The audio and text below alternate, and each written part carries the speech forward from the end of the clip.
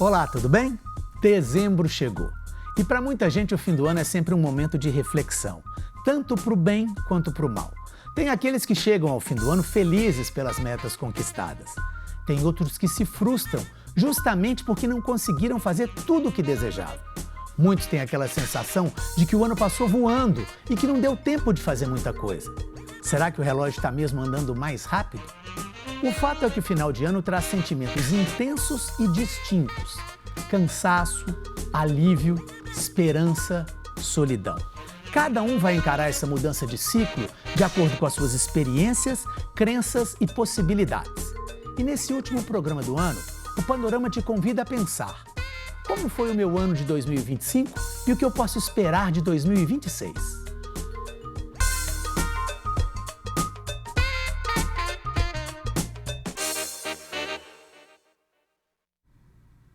Aqui no estúdio eu recebo a psicóloga Cíntia Dias Pinto Coelho. Cíntia, muitíssimo obrigado pela sua presença. Eu que agradeço pelo convite, é um prazer estar aqui com vocês. Cíntia, dezembro é esse mês que realmente traz sensações distintas para muitas pessoas. Eu queria saber, com a sua experiência que você tem aí de consultório de vários anos, esse ano específico de 2025, a maioria das pessoas está chegando ao final de ano satisfeita, feliz, com a sensação do dever cumprido, ou tem muita gente também naquele jeito de eu tô cansado, tô doido para esse ano terminar? Como é que tem sido a sua sensação em relação a esse ano que está no finalzinho? Fernando, todo ano as pessoas chegam fazendo um balanço, né, de como foi o ano. Agora, esse ano em especial, eu tenho visto no consultório as pessoas queixando de muito cansaço. Toda sessão, as pessoas começam a sessão dizendo assim: Cíntia, eu estou morta, eu estou exausta, eu não estou dando conta, esse ano foi muito pesado. E esse ano não teve tanta coisa diferente, né? A gente já teve anos mais pesados, por exemplo, quando veio a pandemia. Mas eu acho que a sensação, a percepção de cansaço esse ano está maior. E por quê? Tem alguma suspeita, alguma perspectiva disso? O que a gente tem de diferente esse ano e que a gente não tinha, né, nos tempos mais antigos, isso vem aumentando, é a presença das telas na vida das pessoas, a vida digital. E as neurociências, elas falam muito a respeito disso. Quanto mais a gente fica imerso nas telas, assistindo vídeos curtos, mais a gente vai mudando a percepção do tempo. O tempo não mudou, ele é o mesmo. Os afazeres do ano, eles são semelhantes, com pequenas variações a cada ano. Mas a percepção do tempo, ela está mudando.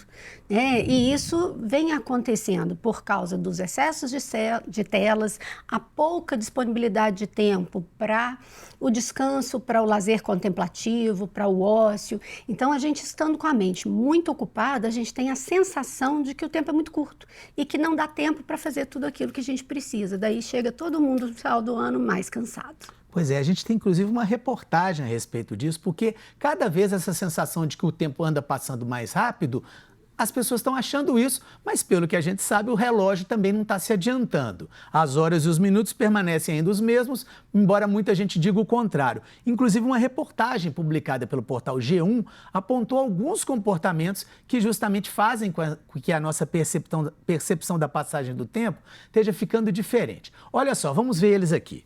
Olha lá o nosso reloginho. Por que o relógio parece andar mais rápido? Seriam o excesso de estímulos digitais, o uso de áudios em velocidade de 2 vezes ou os vídeos acelerados, as multitarefas constantes, as agendas cheias e a cobrança pela produtividade, a comparação contínua com os modelos irreais de rotina? Ou seja, é um pouco do que você acabou de falar, né? Sim, e eu acho que, na verdade, é o somatório disso tudo. Eu acho que como a gente anda imerso nas telas, os vídeos são cada vez mais curtos, algumas redes sociais trabalham com vídeos muito curtos e vídeos infinitos, acaba um, começa o outro. Então você para ali e tem a percepção de que você ficou 5 minutos, mas quando você olha no relógio, você ficou 40 minutos, 1 hora. Então a nossa percepção vai sendo alterada, e a gente não quer perder nada, então o tempo inteiro a gente entra numa rede, entra em outra, assiste alguma coisa, e isso vai deixando a gente acelerado, com essa percepção de que o tempo passou mais depressa. E, na verdade, a gente está tendo menos encontros pessoais, menos tempo de passear num parque ou de brincar com o cachorro, quem tem filhos brincar com as crianças. Então, a mente está muito ocupada e o nosso cérebro precisa de descanso. E a gente não tem respeitado muito isso ultimamente. Você tem sentido isso em todas as faixas etárias, mais entre os mais jovens, mais entre os mais velhos? Como é que você tem sentido isso? Hoje a gente vê isso em todo mundo. Antigamente a gente via isso muito no adolescente, que ficava muito nos jogos, né? Mas o que a gente vê hoje é que os idosos já estão nas redes sociais, gastam muito tempo no WhatsApp, acompanhando os familiares em outras redes, procurando, seja receita na cozinha, seja notícias do futebol. Então, eles também têm ficado muito tempo, só que eles têm um tempo mais livre, porque normalmente já estão aposentados. As crianças, desde muito pequenas, já conhecem o dedinho e já sabem achar o desenho ou o joguinho que elas querem. Então, assim, a gente tem isso em crianças, adolescentes, os adultos, que usam tanto para lazer quanto para trabalho. Então, nas profissões todas, hoje, a gente faz muita consulta digital, e os idosos com esse tempo mais livre, mas também ocupado pelas telas. Pois é, essa questão de uma divisão menor entre a parte pessoal e a parte profissional, isso também é algo que talvez gere esse cansaço, né? Sem dúvida, porque às vezes a pessoa já tem um trabalho ali que é voltado para o digital. Quando ela acaba o trabalho, que ela teria o tempo para encontrar com alguém, fazer uma atividade física, descansar, né? Fazer uma contemplação, o lazer dela também hoje é muito no digital. Então, ela vai conversar com alguém no WhatsApp, ela vai assistir vídeos, né, nas redes sociais ou nos streamings. Então, o lazer hoje é muito digital. Pois é. Bom, vamos falar um pouco mais de dezembro. Dezembro em si é um mês atípico, né? Você tem a expectativa das festas, você tem aquela coisa de um mês teoricamente menor, porque você tem aquela semana final, tem uma série de feriados, tem aquela coisa de muitas profissionais de terem que cumprir e entregar determinadas tarefas, né? Como passar pelo mês de dezembro com uma certa tranquilidade, com um certo equilíbrio? Eu acho que tudo que a gente faz, um planejamento, fica mais fácil. Então, se quando chegar ali para outubro, novembro, você começar a se organizar para o final do ano, você vai conseguir chegar lá com menos sufoco. Então, eu tenho determinadas metas do trabalho que eu preciso cumprir. Eu preciso ir me organizando antes, porque se eu deixar para fazer em dezembro em cima da hora, muitas vezes não dá tempo. Dezembro é um mês cheio de encontros festivos, né? Então, é confraternização de família, de amigo, é amigo oculto, é confraternização do trabalho. Então, é um mês que a gente tem menos tempo disponível. E o tempo que a gente gasta para comprar os presentes de Natal. Então, o ideal é que a gente se programe com uma certa antecedência para não haver uma sobrecarga no mês que já é, por natureza, mais curto. Perfeito. Agora, por exemplo, a gente estava falando da questão de tudo se, como é que fala, parecer que está andando mais rápido. As pessoas têm sentido isso, estão pensando em desacelerar, ou isso já chegou a um ponto de estar naturalizado, de ser algo que as pessoas literalmente, por exemplo, eu tenho pessoas que eu conheço que se acostumaram a ver vídeos ou ouvir áudios em velocidade acelerada. Sim. Eu me recuso a fazer isso porque eu acho que isso não é bom. Mas as pessoas já estão naturalizando ou estão mais preocupadas com isso? Fernando, você está no caminho certo, né? Eu acho que como a gente está fazendo tudo acelerado, a gente está se tornando intolerante, irritadiço, e essas são questões que têm chegado no consultório. A gente tem tido um aumento importante dos quadros de ansiedade. A pessoa não tem paciência de esperar a outra pessoa terminar de falar, a pessoa às vezes não tem paciência de assistir um filme inteiro por conta disso. Então, embora isso tenha sido mais naturalizado nos últimos tempos, a gente já vê um movimento de saúde mental buscando desacelerar. Tem pessoas que hoje já fazem a higiene do sono, parando cerca de 2 horas antes de dormir o uso de telas, deixam o telefone em outro cômodo da casa e não no criado, para evitar aquela tentação de dar uma última olhadinha antes de dormir. Essa olhadinha às vezes se estende noite adentro. As pessoas estão criando momentos de encontro onde o uso do celular é retido, é proibido, né, naquele grupo de amigos, para que as pessoas possam conversar. Então, já tem uma turma aí entendendo isso como necessário à saúde mental.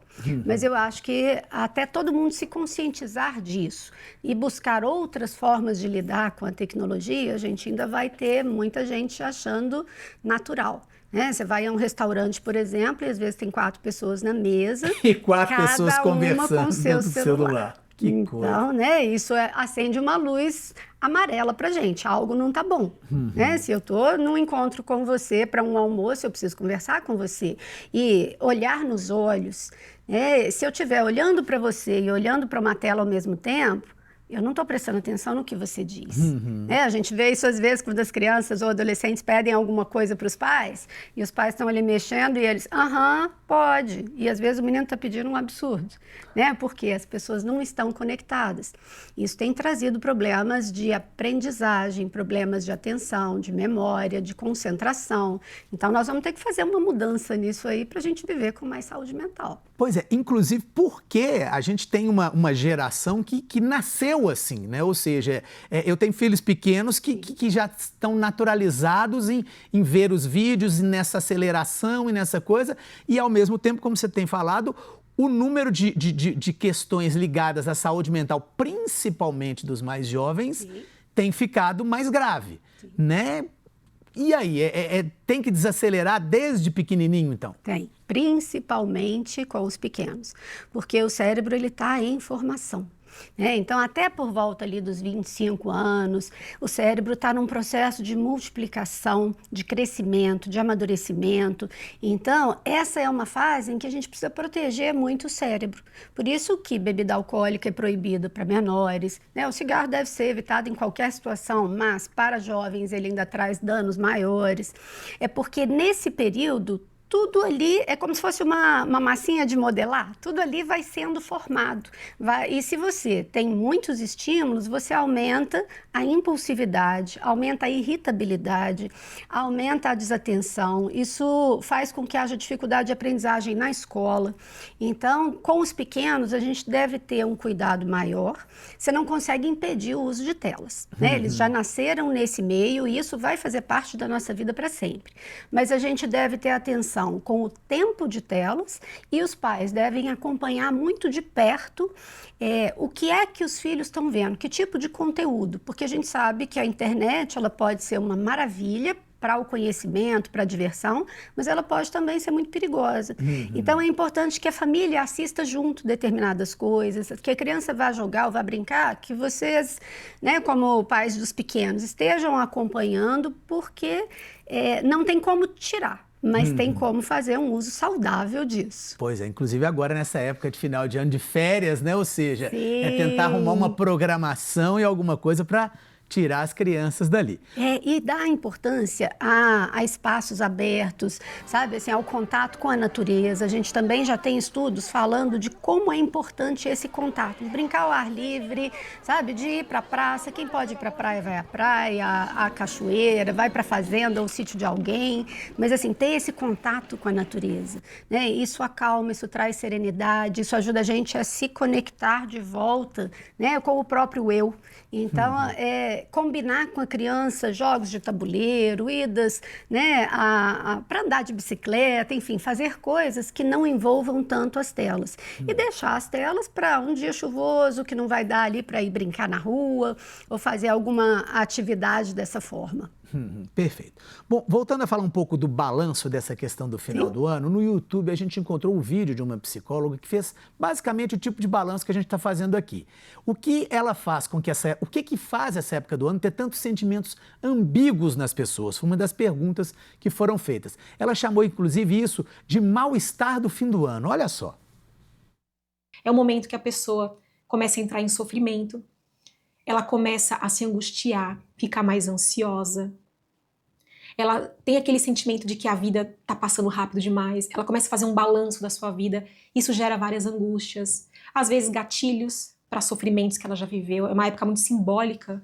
Aqui no Brasil, em especial, muito importante, que tem uma relevância muito grande aqui para o nosso país, para a nossa sociedade, e que muitas vezes traz esse tipo de angústia. É como se a pessoa visse ali a linha de chegada. É claro que do dia 31 de dezembro para 1 de janeiro, nada muda. Cronologicamente, é só mais um dia. Se o ano acabar, não sei que dia da semana o ano acaba esse ano, mas se acabar numa terça, dia 1 vai ser quarta e a gente segue. Só que tem um simbolismo, obviamente, a gente está virando um ano. E aí a pessoa que está sobrecarregada, está exausta, ela olha aquela linha de chegada. E aquilo vai carregando um peso enorme, porque ela já está exausta do ano inteiro e parece que fica cada vez mais difícil. Cíntia, como lidar com essa possível frustração, às vezes, da gente chegar no final do ano e ver que muita coisa do que a gente pensou lá no início, a gente não conseguiu fazer? E com essa aceleração toda que a gente está falando, parece que as pessoas estão se cobrando mais. Como lidar com essa situação? Essa é uma pergunta boa, Fernando. A gente chega mesmo no final do ano, como ela falou, com um olhar simbólico, que no dia 31 a gente zera a conta desse ano e a gente tem um ano novinho para começar. Né? Parafraseando o poeta, a gente fatiou o ano em 12 meses. Então, quando a gente chega no final, a gente quer chegar com aquela sensação de dever cumprido, mas nem sempre a gente conseguiu cumprir tudo aquilo que a gente se propôs no início do ano. Então, às vezes, a gente deve rever que tipo de meta a gente colocou, né? E deve avaliar o que a gente fez, quais foram os processos que a gente cumpriu para a realização daquela meta. Por exemplo, se eu quero fazer uma viagem para o Japão daqui a um ano, eu preciso me organizar para essa viagem para o Japão. Supondo que, eu vou falar um valor aleatório, custe R$24 mil uma viagem para o Japão. Então, eu tenho que juntar R$2.000 por mês para que eu possa ir para o Japão. Eu preciso saber do meu passaporte, se eu preciso de visto ou não, quais são as companhias aéreas que vão para lá, o que eu preciso levar, se vai ser calor ou se vai ser frio. Então, eu preciso me organizar para isso. Se eu falar que eu quero ir para o Japão, mas eu não fizer nada, daqui a um ano eu estou extremamente frustrada. Queria ter ido para o Japão, não juntei o dinheiro, não fiz economias, não olhei nada, eu não consegui fazer. Eu sinto aquela sensação de incompetência, de insuficiência, de frustração. Se eu me organizei para isso, ou seja, os processos que eu realizei ao longo do ano para que aquela viagem acontecesse, eu me sinto vitoriosa porque eu consegui fazer tudo para ir ao Japão. Isso serve para qualquer coisa na vida. Serve para metas de estudo, metas de trabalho, metas de atividade física, né? Que as pessoas sempre no final do ano emagrecer, falam, no início do verão quer emagrecer, mas no final... Exatamente. E sempre assim, eu não fiz esse ano, ano que vem eu começo. Mas não adianta o ano que vem eu começo se eu não me matricular na academia, se eu não cuidar de ter o tênis, de achar o horário para poder fazer atividade física. Né? Então, eu preciso criar metas realistas. Né? Se eu estiver desempregada, por exemplo, não adianta eu criar uma meta de comprar um apartamento de luxo num bairro mais nobre da cidade. Eu não vou conseguir comprar. Agora, se eu crio metas que são realistas e eu me organizo para isso e faço os processos necessários para isso acontecer, eu chego no final do ano com mais leveza. Então, às vezes, a gente é muito duro com a gente mesmo. Né? E esquece de olhar todas as conquistas que a gente teve. Então, isso é um trabalho que eu faço muito no consultório, quando a gente faz esse balanço de final de ano. Eu queria ter feito isso, não consegui. Aí eu falo, pera, vamos primeiro pensar tudo que você conseguiu. Que você já fez, né? O que deu certo esse ano? O que você se planejou e conseguiu fazer? Quais foram as coisas que você conseguiu fazer parcialmente? Porque, às vezes, a pessoa anula até aquilo que ela fez, mais ou menos. Não, aquilo foi uma parte do processo. O ano que vem eu continuo. Né? Como ela bem falou, do dia 31 para o dia 1º não muda muita coisa. Então, se eu não alcancei até o dia 31, mas eu posso alcançar até fevereiro ou até março, está valendo do mesmo jeito. É uma conquista da mesma forma. Então, é ter esse olhar amoroso com as conquistas que eu tive, um olhar maduro e sincero com quais foram os processos que eu desenvolvi e eu cumpri para realizar o sonho, seja de emagrecer, seja de ter a promoção no trabalho, seja de passar no concurso, seja de ir para o Japão. Né? Então, quais foram os processos que eu cumpri e onde eu posso melhorar no ano que vem. Então, eu pego aquilo que deu errado e falo, não deu esse ano, como é que eu vou fazer para que no ano que vem eu consiga? Aí a gente tira um peso das costas, fica bem mais fácil. Fica mais leve, né? Verdade. Quando a gente faz assim. Bom, uma outra questão que que se envolve muito esse final de ano é a questão familiar. Ela foi debatida também pela psicóloga Sandra Bueno, que a gente viu, porque justamente o convívio familiar, que pode ser bom ou que pode ser ruim, ganha mais destaque nessa época. Olha só. Essa época do ano, ela quase que obriga as pessoas a uma convivência familiar. Então você vê nas propagandas, nos filmes de Natal, a sua vizinha, a rede social, a família reunida, todo mundo feliz na mesa, todo mundo trocando presentes, todo mundo bem. E aí você vive numa família que é disfuncional. Você está passando por um divórcio, você está com um problema com seu filho, você está com relações cortadas com alguém da sua família, está com algum problema familiar, aí você olha aquilo, aí aquilo é quase como um soco no estômago. Você olha e fala, poxa, às vezes você vai passar o Natal sozinho, o Ano Novo sozinho, E aí você vê aquela mesa com 15 pessoas e você se olha e fala, poxa, ou você é obrigado a conviver, ou visitar. Nossa, essa fala é a mais constante. Eu vou ter que ver fulano, eu vou ter que ver ciclano, eu vou ter que chamar para minha casa ou ir na casa da pessoa. A pessoa não quer isso. Quantas brigas de Natal, quantas histórias. Quando a gente passa a virada do ano, depois que eu volto a atender em janeiro, super comum. Isso acontece, é muito comum, quer dizer, como lidar com essas questões familiares que justamente a gente tem pessoas que não têm uma família, ou seja, aquele sentimento de solidão, e as famílias que têm muitos conflitos também, que infelizmente têm se tornado cada vez mais comuns. Como lidar? É evitar o encontro? É exercitar a paciência? Como fazer agora para que esse finalzinho de ano tenha mais paz entre as famílias aí? Fernando, o final do ano ele já vem revestido de conceitos que a gente tem. Então, a gente traz memórias afetivas dos outros natais que a gente já viveu. Quem teve uma experiência positiva tende a gostar mais do Natal. Quem tem, como ela falou, uma família disfuncional, tende a gostar menos, porque o Natal é uma data muito ligada à família. O Ano Novo é muito ligado à festa, todo mundo viaja, vai para a praia, vai para a festa. O Natal ele é muito ligado à família. Então, se você teve experiências ruins no passado, você já olha para o Natal com uma certa reserva. O que será que vem agora? Se você teve experiências boas, você espera que os encontros sejam alegres. Somado a isso, a gente tem o momento de vida que a gente está vivendo. Eu posso ter tido natais maravilhosos a minha vida toda e esse ano está faltando alguém na mesa de Natal. Morreu alguém, houve um divórcio, houve uma briga, uma ruptura. Então vai ser sempre um misto das memórias afetivas com o contexto atual que eu vivo. Quando eu olho para isso tudo, eu começo a me organizar para fazer desse Natal um Natal mais suave. Se eu tenho um encontro de família e ali tem alguém que eu não gosto muito, eu posso tentar sentar em outro lugar, conversar com outras pessoas, porque a gente não pode simplesmente excluir uma pessoa de uma família como um todo. Mas eu também tenho a escolha de fazer um Natal diferente. Eu posso viajar no Natal. Eu posso não passar o Natal aqui. Pessoas que têm fé podem ir para um encontro religioso, sempre há uma missa de Natal ou um culto de Natal, ou seja, a gente pode fazer coisas diferentes no Natal para que a gente não tenha que enfrentar determinadas dores. Algumas dores a gente vai precisar elaborar. Então, assim, quase todo mundo tem memória do Natal na casa da avó, E quando a gente vai crescendo, os avós vão partindo, às vezes, os próprios pais vão partindo. Então, a gente pode trazer a memória deles, às vezes com uma foto presente ali naquele momento, ou uma lembrança, Eu fazia rabanadas com a minha avó, então hoje eu vou fazer rabanadas em memória à minha avó. Então eu posso trazer esse jeito mais legal para isso, mas eu posso também escolher não passar por nada disso. E não tem um jeito certo ou errado, Eu tenho que levar em consideração como eu estou me sentindo naquele momento, porque se eu me obrigar a fazer algo que eu não estou preparado para fazer, pode ser que aquilo me custe emocionalmente muito. Agora, ela falou das pessoas que às vezes estão sozinhas. Tem muita gente hoje que vive sozinho, Seja porque mora em outro lugar e está longe da família, algumas pessoas que vão passar o Natal trabalhando e vão estar sozinhas. Então, essas pessoas podem também tentar ressignificar o Natal de outra forma. Comemorar numa data diferente, com aquelas pessoas que ela gosta, ou, naquele momento, estar consigo mesma fazendo uma reflexão sobre o verdadeiro significado do Natal. Então, tudo isso cabe dentro dessa miscelânea de emoções que a gente vive.